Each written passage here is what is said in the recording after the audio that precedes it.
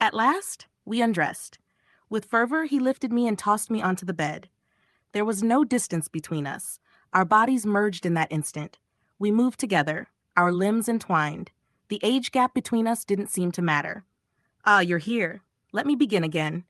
Have you ever felt a connection so unexpected, so out of place, that it made you question everything? That's exactly how I felt not too long ago. My name is Helen Caldwell, and after becoming a widow, I had turned into a mere shadow of my former self. The days blurred together, filled with gardening, books, and the occasional wave to my neighbors. It wasn't loneliness exactly, more like a constant, quiet hum that I had grown accustomed to. But then Caleb moved in next door. He and his wife, Anna, were the perfect young couple, newly married, full of joy and life. They had the kind of connection I had long lost. I admired them from afar, content to keep to myself, until one day, a simple act changed everything. Caleb offered to help me with my overgrown garden after noticing me struggling with a stubborn root. It seemed innocent, neighborly, but that's how it all started. What I hadn't expected was how natural it felt to talk to him. At first, it was small talk about plants and books, harmless exchanges. But soon, our conversations deepened. I learned about his dreams, his challenges balancing work and marriage, and the things he couldn't say to anyone else. In those moments, I felt seen again. Looking back, I'm not sure when things changed. Maybe it was when his arm brushed mine while showing me how to repot a plant, or the way his eyes softened when I spoke of my late husband, Neil. It wasn't romance at first, it was companionship, a spark of mutual understanding between two people who felt invisible in different ways. It's strange how the heart doesn't always follow the mind. You set boundaries, tell yourself what's right, but somehow you end up teetering on the edge, unsure how you got there. That's where Caleb and I found ourselves, two people, each yearning for something undefined. It all began innocently, or so I convinced myself. Caleb started spending more time at my house, fixing the gate, bringing fresh herbs from their garden, or simply stopping by to talk.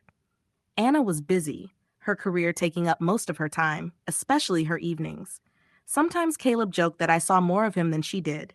It felt harmless, but there was an unspoken tension between us, one we both felt but never acknowledged. One evening, the air was thick with the oppressive summer heat, the kind that clings to your skin and makes everything feel heavier. I had invited Caleb over to help rearrange some furniture, an excuse looking back to prolong my time with him. Afterward, we sat in the living room, sipping wine, the dim light from the table lamp casting soft shadows. There was something about the stillness of that night that made everything more vivid. The way his laughter lingered in the air, how his gaze lingered a fraction too long. He began talking about his life again, but this time there was an intimacy in his words that I hadn't noticed before. He spoke of his loneliness, of feeling like a stranger in his own marriage. As he spoke, I couldn't help but feel a deep connection, a shared ache of being unseen, of needing more. I reached out instinctively, my hand brushing his arm, a gesture meant to comfort. But the second our skin touched, the atmosphere shifted, charged with an energy I couldn't explain. Neither of us pulled away. We stayed frozen in that moment, where time seemed both impossible and inevitable. Then slowly he turned toward me. No words were necessary. The unspoken tension was louder than anything we could have said. His fingers brushed against mine, the space between us shrinking imperceptibly until I wasn't sure who moved first. When his hand touched my cheek, 1,000 emotions collided. Fear, longing, guilt, and something else. Something that felt like relief. Relief that someone could see me, touch me, in a way that reminded me I was still alive.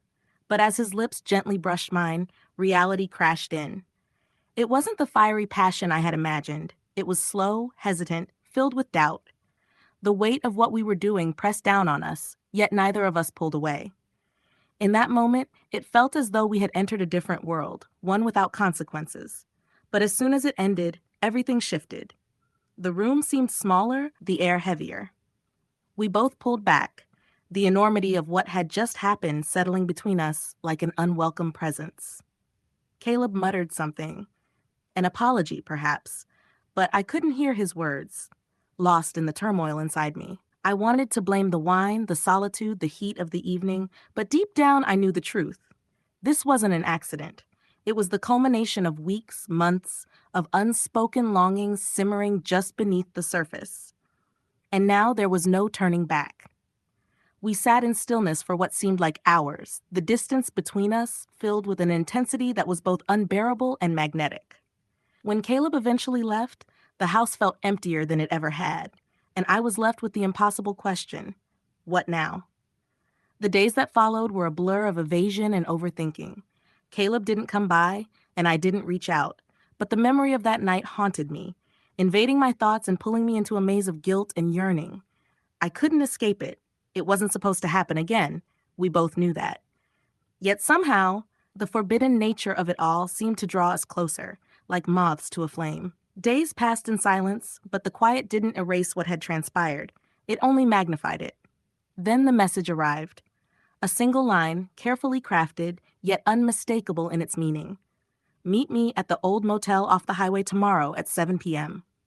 I stared at the words, my heart pounding, breath shallow. Every rational thought urged me to delete it, to resist the pull I felt, but desire doesn't heed reason.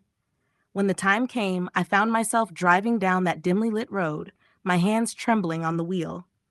The motel was as unremarkable as it was inconspicuous, a place where people went to disappear.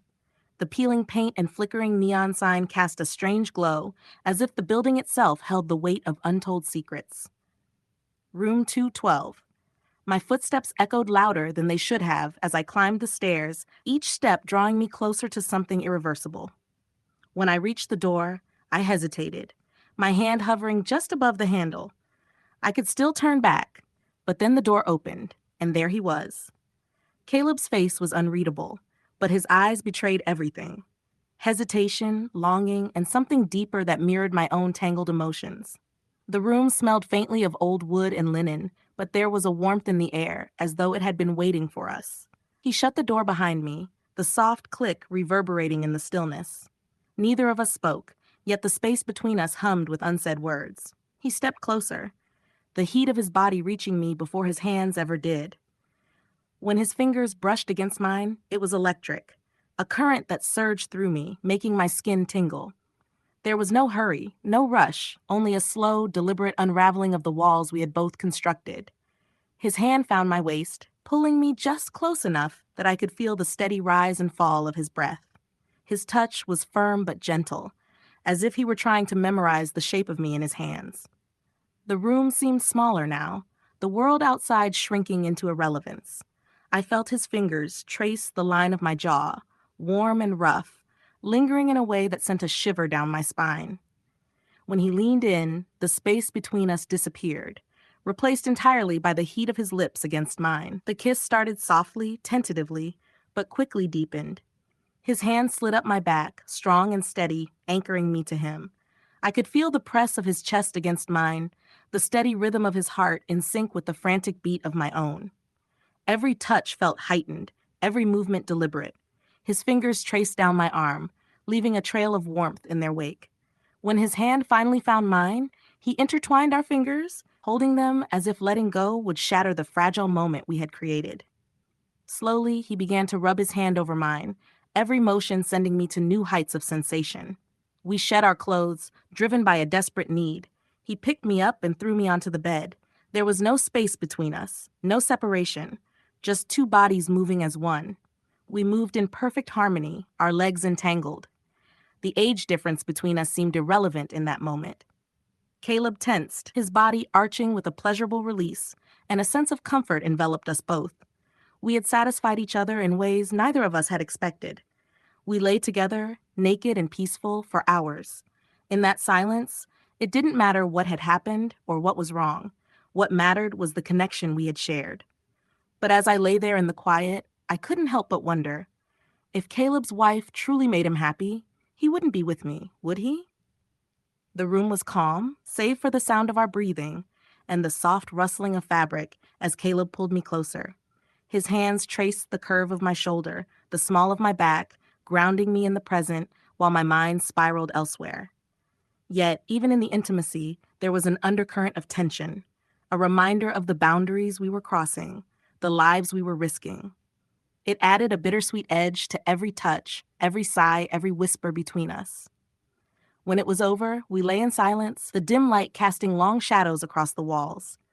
I could feel his arm draped across my waist, his fingers absent-mindedly tracing patterns on my skin. It was tender, intimate, but I couldn't escape the gnawing guilt that lingered in the back of my mind. He turned to face me, his expression soft but clouded with unspoken words. In that moment, we weren't just two people tangled in an affair. We were two lives caught in the collision of desire and consequence. I left the motel that night, feeling both elated and empty. The memory of his touch lingered, a warmth that refused to fade, but the weight of what we had done pressed heavily against my chest. This wasn't a fleeting moment. It was a step onto a path we couldn't easily turn back from. As I drove home in the darkness, I couldn't help but wonder, how far would we let ourselves fall before it all came crashing down?